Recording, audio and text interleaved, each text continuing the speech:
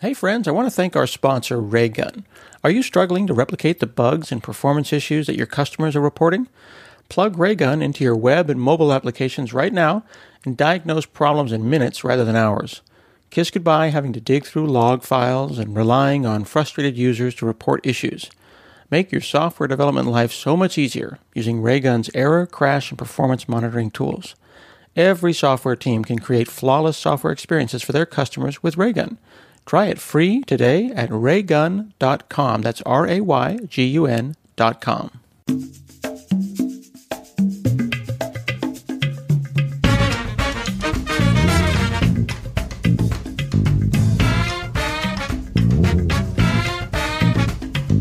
Hi, this is Scott Hanselman. This is another episode of Hansel Minutes. Today I'm talking with Eugene Sandulenko. He's the lead on ScummVM, and they are celebrating the release of Blade Runner, available for purchase on digital copy at GOG. This is a point-and-click adventure game developed by Westwood Studios, originally released in 1997, and now, thanks to the effort of GOG and the great work of the folks at Scum, available for the first time again.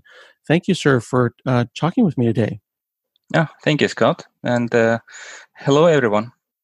I have been a big fan of these kind of classic graphical point-and-click adventure games. They all have a certain style. We've all seen them before, games like Maniac Mansion and Day of the Tentacle. They all look similar because they're all kind of coming from the same place. What is the history of these games? Oh, the history of these games are coming from LucasArts. So they had this initially small game department, and they had a number of prominent and talented people collected there. And this is where it comes from. And by the way, the name of ScummVM project is coming from the subsystem which they created for implementing those games. So Scum is abbreviated as Script Creation Utility for Maniac Mansion. So this is the project comes from.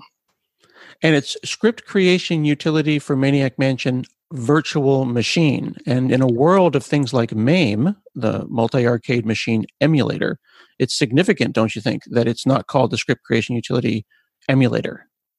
Absolutely, because as we repeatedly were telling that ScummVM is not an emulator. Actually, we do have several emulators primarily for the sound cards like MT32 or AdLib inside of it, but ScummVM itself not. Why so? Because originally, LucasArts and Sierra, they came up with this clever idea of creating a virtual machine similar to Java VM, let's say, because it has some small set of opcodes, then it has languages, which would be easier for artists and non-developers to understand and write the game scripts. And after that, then in order to port the game to a certain new platform, and at that time we had releases for many platforms like Amiga, Atari, Mac, DOS, all of them at once. It was much lower effort. So this is where VM comes from. So we are just yet another re-implementation of that virtual machine. This is how it started. So when I was running these games in the 90s myself on a machine, was I running a virtual machine of sorts, a script runner, when I was running on the original DOS implementation that came from the LucasArts and the Sierra Onlines? Precisely. This is what you were doing. Just you didn't know about this. Interesting.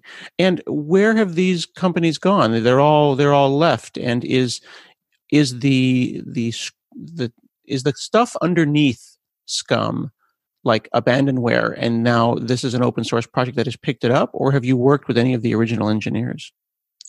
I would say neither in this particular case. So first of all, I need to mention that abandonware is not a proper legal concept, and this is very important because many people have misunderstanding. They come to us and say, "Hey, this game is 20 years old. Can I download it from somewhere?" No. Very good point.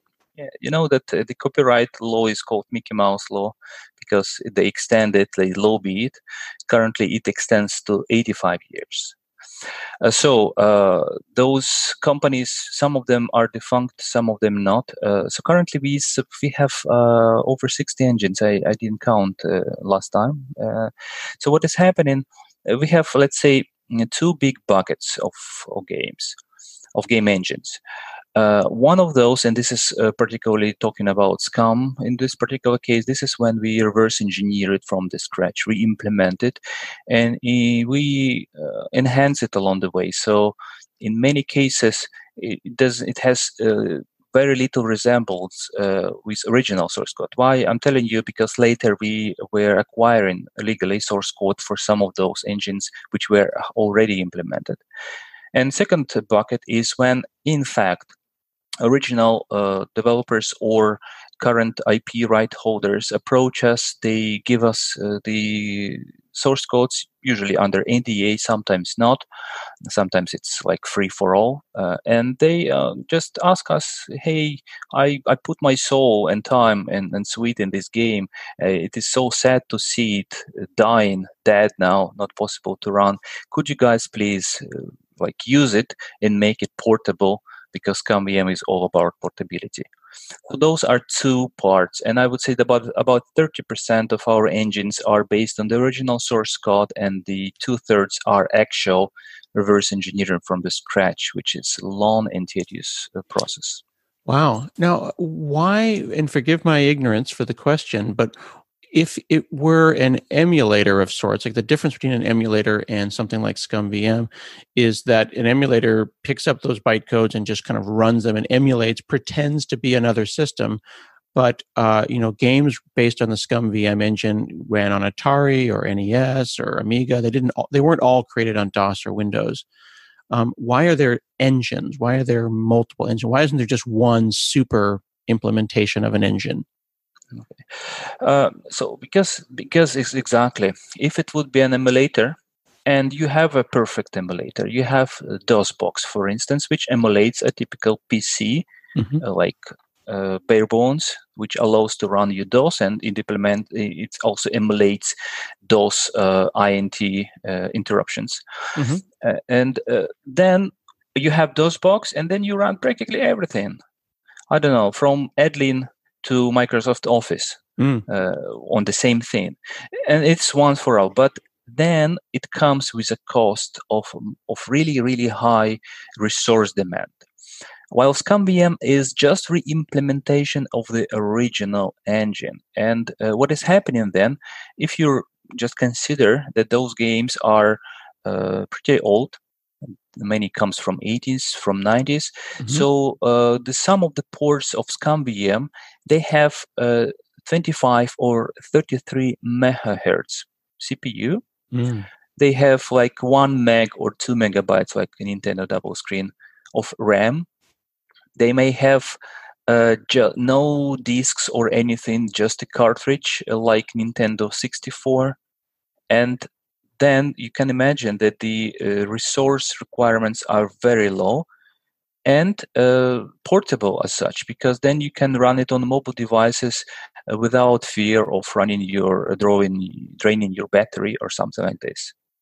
Okay. And this will allow you also to make games available on one engine available everywhere. So games that were never released for DOS or Windows can now be moved over here. Absolutely, because how ScummVM works internally, we have a hardware abstraction layer. It's called OSystem. And then once some developer familiar with some specific platform comes and they implement, as we call it, backend for this platform, then all of the engines which would be compatible with physical capabilities of this machine would just run. And similarly, if an engine author comes to us and writes an engine on top of OSystem, that would mean that it will run on practically all of the ports which we have. Why I'm mentioning that practically all of them, because sometimes you may have restrictions, like you may have a certain resolution, hardware resolution for the screen. You may have certain games requiring keyboard input, but you don't, and stuff like this. In the past, on the emulator side, a lot of projects have had an uncomfortable relationship with with publishers, but it's a significant, at least from my perspective as a user, that ScummVM as an open source project seems to have a very positive relationship with publishers.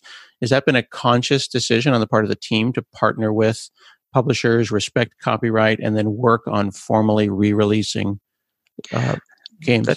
That's a very good question, because it touches deeply exactly the question of abandonware.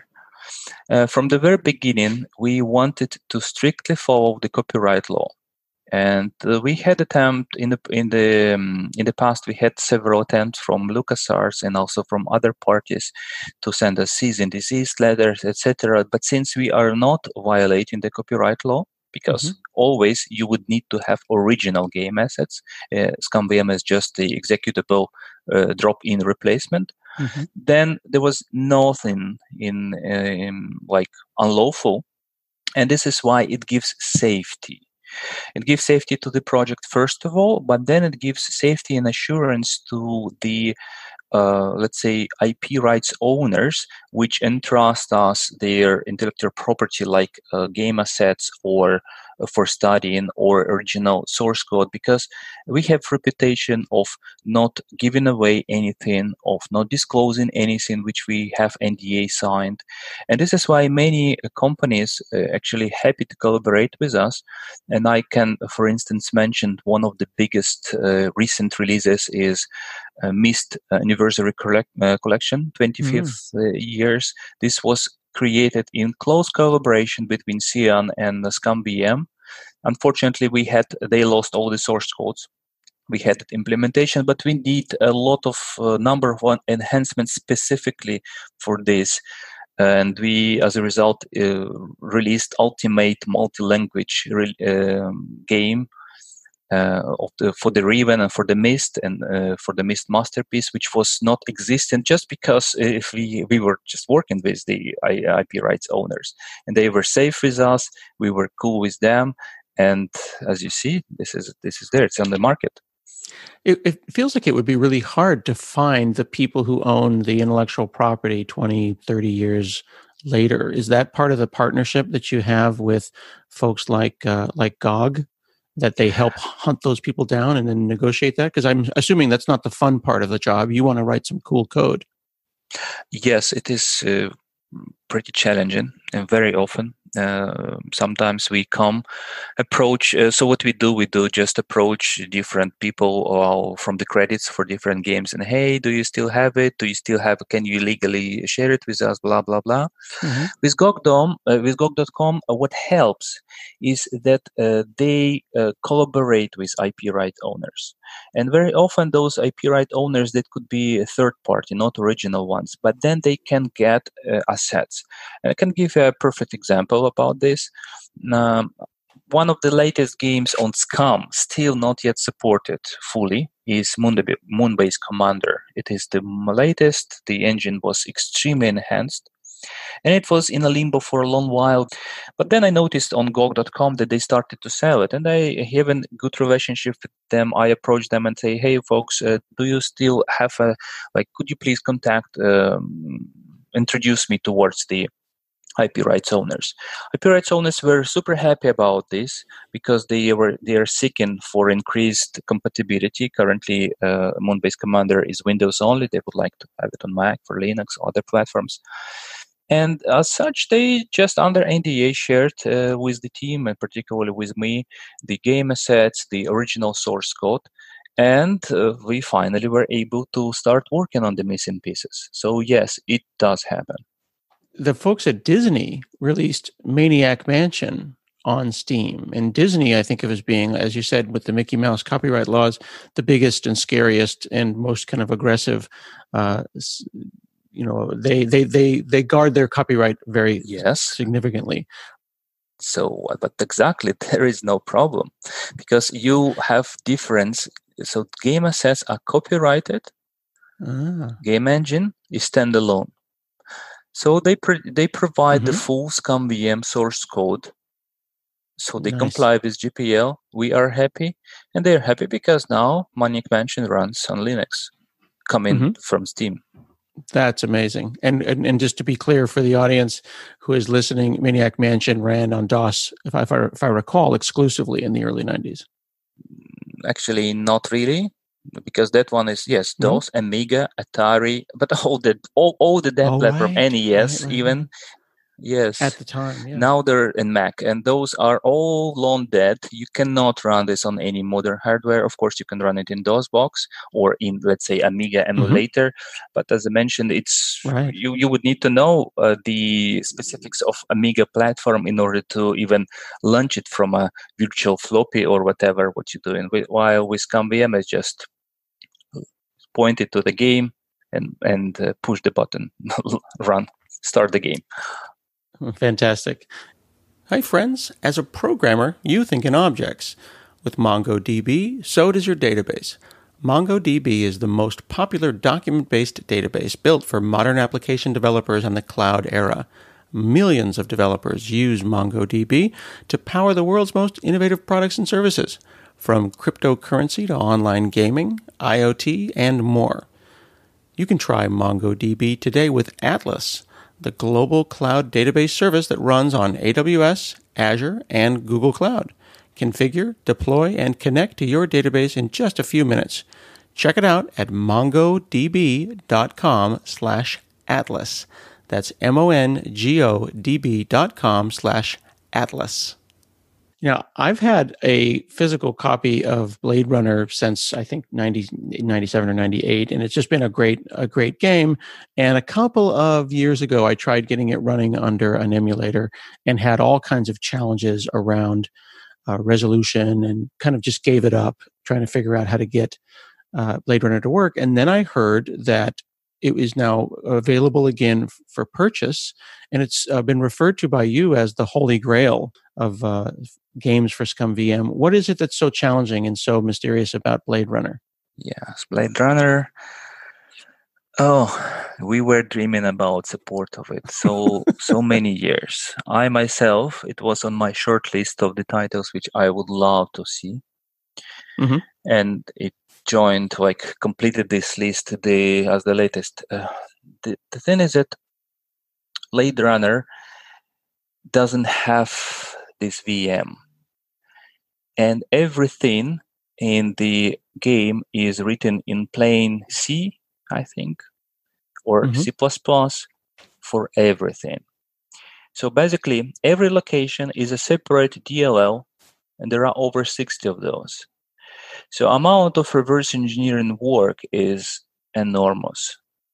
At some point in time, it was the biggest engine, and ScummVM, recently just overshadowed by the interactive fiction. It's a collection of engines running under a single umbrella. But it was bigger than Scum engine, which supports like 30 titles. It was bigger than Sierra SCI, which supports like other 50 titles. And it is just for a single game. It is over 100,000 lines of code in ScummVM, all written manually out of disassembly. It was a tremendous amount of work. 4 people were working on it. I was also doing big chunk of work for every actor, because every actor is a state machine with a quite complex logic. I think at this moment it's not a thing. It is definitely the biggest effort of the team so far. This is the biggest amount of time which we spent so far. It's very, very technically complex, and the game itself internally is not an easy. If you heard about the capabilities of the flexibility of the game, and that you have like 16 endings, and then there is like relationships between those non-playable characters in the game, they develop through the game. So this is why you have a lot higher replayability. All of this logic has to be re-implemented by us. Wow. And people, I mean, this game was incredibly ahead of its time. I mean, it was using voxels and combining 3D and characters and 2D backgrounds. I know that there was talk of how hard it is to have 3D in Scum versus 2D. It gets exponentially more difficult the more that's happening on the screen, isn't it? Yes and no, because Blade Runner particularly is not a 3D game. Mm-hmm. It uses voxels, but it is just basically, how to say, it pre-renders out of voxels all of those sprites for actors, and then just renders them. So you cannot let's say, turn the camera. The camera is always fixed point because, Mm-hmm. as you mentioned, background is just 2D, Right. two-dimensional, and it has no polygons, so there is no you cannot accelerate it with OpenGL, RTX, or whatever. It's all software rendering. So actual part which deals at least with 3D points is maybe like 500 lines of code. The rest of 100,000 has nothing to do with 3D. What was the hardest part of it, and how did you split the responsibility up? Because the team is, you're not all sitting in the same place, right? You're geographically distributed. We're using Trello board Mm-hmm. for this. And is it something, you said it's big and it's a lot of code and it's tangled. Do you split up responsibility by subsystem? Like, okay, you handle resolution and you handle audio. How do you split up your responsibility? Yes, that was like this. So the work on it started about 8 years ago. We implemented character like rendering, first scene, and then it was dead. It was then staying in limbo of maybe like for, I would say, 4 years or so, and then Peter Kohut came out of blue with maybe like 20,000 lines of code already, additional reverse engineers. He joined the team and he sparkled this interest in us. So Mad Moose, another guy who originally started the engine, he was excited. And Peter continued with Kia, this internal complex database for clues. Then I was working on actors logic. Mad Moose was working on the logic for every location. So this is how we were doing. And then whatever issues or whatever new subsystem we were finding, we were just creating a new card on Trello, and then whoever completes their task, this is how we were doing. I would say that my part of it was episodical. However, it led to maybe like 20,000 lines of code written because of just the number of those actors' logic. But then the other folks were making it to the production quality. Wow. Now I understand that this has been 8 years, 9 years or longer in the making, the reverse engineering. Is that full-time work, or is it something that happens where you do a whole lot of work and then you wait for a lawyer for months? It started 8 years ago, but the bulk of work, and I would say that 8 years ago till 5 years ago from now, 5% of it were written, and then it was much faster, like ramping up, and we completed bulk of the work where most of the work was finished in 2018 and 17. And definitely it is not a full-time work because all of us work for the companies. We are all volunteers, but I was spending every evening on doing all of those actors, because there are, I don't remember, like 60 or so, like huge amount. And for some, logic is pretty simple. Maybe a simple is like 500 lines of code, but some of them like thousands lines of code. So it took time. Wow. The idea that these projects, the community that just get to go now and go to GOG, buy a game for $10 and enjoy it. And I think the important part is to simply enjoy it because it just works. We sometimes forget the cast of thousands and the years and years of work behind it, especially when it's open source work and everyone has a day job. It's definitely a passion project. Exactly, because Scott, important thing, we are not paid for this. We were not paid by GOG or anyone else. So this is why, for instance, when people come to us angrily and they say, "Hi, why are you so dumb that you not implemented this feature?" Sometimes it's a bit frustrating and discouraging to hear. We do it out of love, and the very fact that you, like random John Doe, is able to play it is just a counterproduct of our love.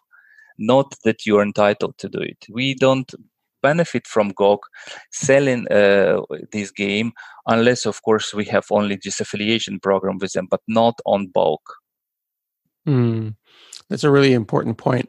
And it is also important for you to know, and for, I hope, the other members of the team to know, how much it truly is appreciated. For me to be able to sit down with my now 10-year-old and 12-year-old and play Maniac Mansion or Blade Runner and share with them something that was important to me when I was a kid and have it just work is truly, truly extraordinary. And then when they're older, to even be able to go and look at the source code, if they decide to become programmers, and discuss the technology behind it with them, adds another exciting layer to that relationship that we have with these games. It is like your experience, Scott, is really related to me, because one of my biggest motivation to work on ScummVM was because I found how marvelous, humongous entertainment games are. And I was making sure that I'm raising my daughters on Freddy Fish, Putt Putt, Pajama Sam. And this is where we put a lot of effort into it. Yes. Yeah, it's really special, isn't it? Yes, absolutely. So the most amazing thing, and at least the most recent thing that you all have done is Blade Runner, but I also understand that sometimes you'll just find some obscure game and someone will get excited about it and you'll get support for it just because. How do you balance your time between the eight year long experience of something like Blade Runner and then just finding a game that maybe only a few dozen people will play and then making support for that? So we are making support for random games only if the person comes or somebody comes to us with the full source code. Only then. Okay. The rest were done just because some ScummVM developer has passion about this game and they have personal interest and they would like to do it. Like how the project started. The project started because two persons independently, one wanted to play Monkey Island 2 on Linux and another one on Monkey Island 1. And the first one, after implementing Monkey Island 2, making it playable, and then just a couple of more games from Scum Engine just left. And we had a number of people like this coming to us, working for a couple of years on an engine, and then leaving the project. This is how it works. So when somebody comes to us and say, "Hey, I would like to, I have this childhood memory. Could you please implement it?" It's difficult to justify of working like at least half a year of your free time in the evenings on something you don't find interesting and you are not attached to. If there is a source code, the work becomes much, much easier. On the source code, when we had this, like the typical time when you have something playable is like month or two, much faster. So this is why it is like cool, because then our library of supported games expanded. But other than that, no. Like this is a fat chance that somebody would work on it just because they've been asked. There's some pretty cool stories. Like, for example, Terry Pratchett and Perfect Entertainment found the source code for Discworld and Discworld 2 and made that available to you. And that game became available. And then also, games that might not necessarily be interesting globally, but might be interesting locally, like Soltis, a Polish game, it was created in 1995. And the team's like, we want to make sure that this lives beyond us and it doesn't get lost. So that if someone wants to play this game, they can. That's pretty amazing. Exactly. One of the great examples of this is the author of Dreamweb. There is this game, Dreamweb, top-down adventure. And the author he came to us and he thought, hey, recently copyright was returned to me. Here is the source code. Go ahead, do it. And by the way, here is the game assets. Make it freeware. Do it. We were so happy about this. Wow. This is how it happened. He wanted his game, his creation to live beyond all of those old and Asian platforms.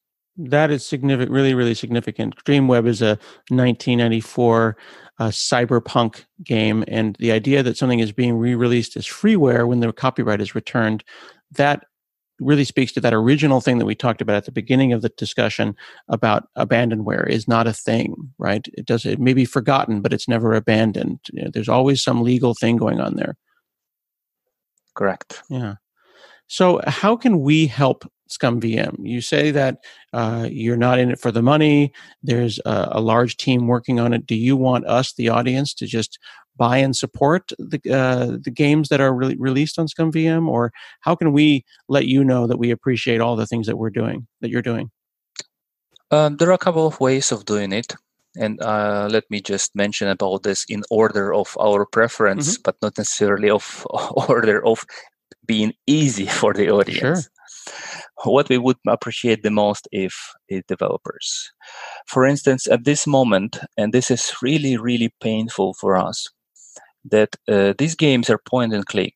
And as you imagine, and by the way, Gron Gilbert himself was mentioned when we had a port on iOS, that finally he has Monkey Island as it meant to be played with your fingertips, not with a mouse.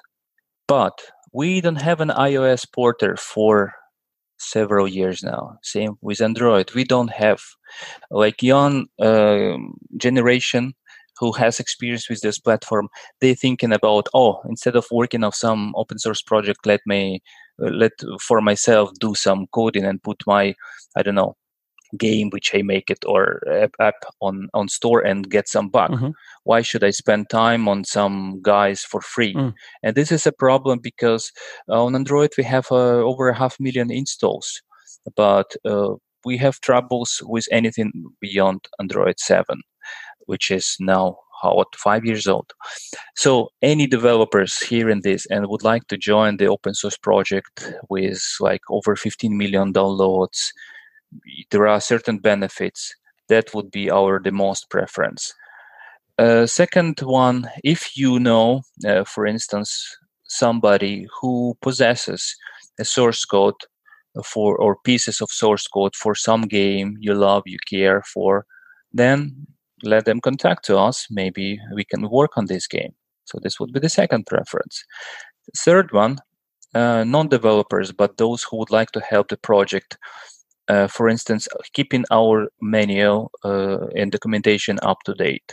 So you just need to know, or translate it into another language other than English, like in German, Russian, Chinese, whatever, because now we have capabilities for translation. This is also, and the last one, not that we need it, but there is always PayPal button. Or when you buy games from GOG.com, if you use our affiliation link, the price for you stays the same. We would have just small commission out of it. It could help us to pay hosting or something like this. But this is the least preference. Very cool. I'm going to make sure to include in the show notes links to all of the things that you've talked about, as well as a link to buy Blade Runner on GOG using your affiliate link. So we hopefully will hear from some folks who are listening to the show and appreciate all the hard work that you and the team put into this thing. It has really been a joy to chat with you today, and it's been a real joy to play Blade Runner again and other games that are now supported. Over 250 games in the library of adventures that you can play with ScummVM. Thank you so much for chatting with me. Yeah, thank you, Scott. It was a pleasure. We've been talking with Eugene Sandulenko from ScummVM Project. You can check them out at ScummVM.org. There will be links again in the show notes. This has been another episode of Hansel Minutes, and we'll see you again next week.